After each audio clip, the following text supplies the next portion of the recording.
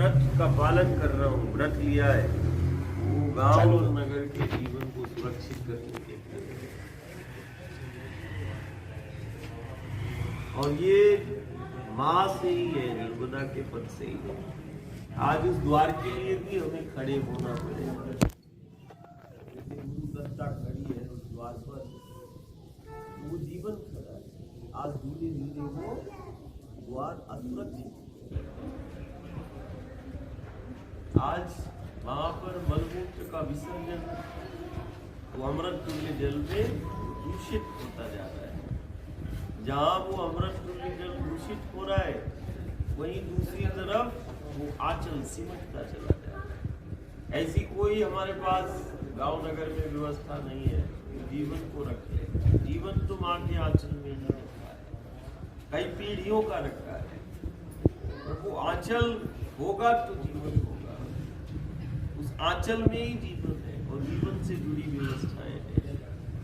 दादा ने हमेशा उसी पथ और घाट पर बैठे और उसके आसपास के गांव में बैठे।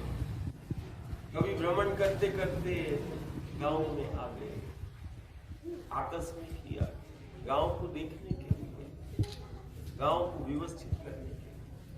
आज सिर्फ हम परिवार को कह सकते हैं, हमें परिवार को ज्यादा बताने की आवश्यकता नहीं है। सिर्फ एक ही संकल्प हमें लेना है, नर्मदा के उस द्वार के लिए हमें खड़ा होना है। जैसे घर द्वार के लिए हम चलते हैं, वैसे ही उस माँ के द्वार के लिए हमें गाँव को खड़ा करना पड़ेगा। और जब गाँव खड़ा है, फिर गाँव के द्वार में कोई छेड़खानी नहीं कर सकता है।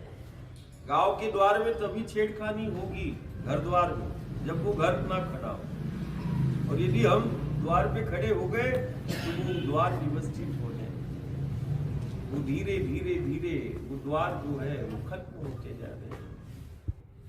माई की सखियां गुप्त हो गई, जलधाराएं खंडित हो रही है। भीषण प्राकृतिक आपदाओं के दौर जो है उसके संकेत मिलते हैं। कहीं ना कहीं हमें अपना दायित्व निभाना है। वो गुरु के मुख से जो निकला है, जो दादा के मुख से निकला है, वही हमारा उसमें जीवन है। और यहाँ से घाट कौन सा पास पड़ता है? कितना किलोमीटर? 18। एक गांव में हम फिर इसका पद यात्रा करूं, गांव के जन बच्चों के साथ उस द्वार पर चल रहे हैं, उसको चलने का और गांव को आसपास का खड़ा करना। ये तो हम आज घर परिवार से मिलने आए हैं, यहाँ पर सबको संगठित करो।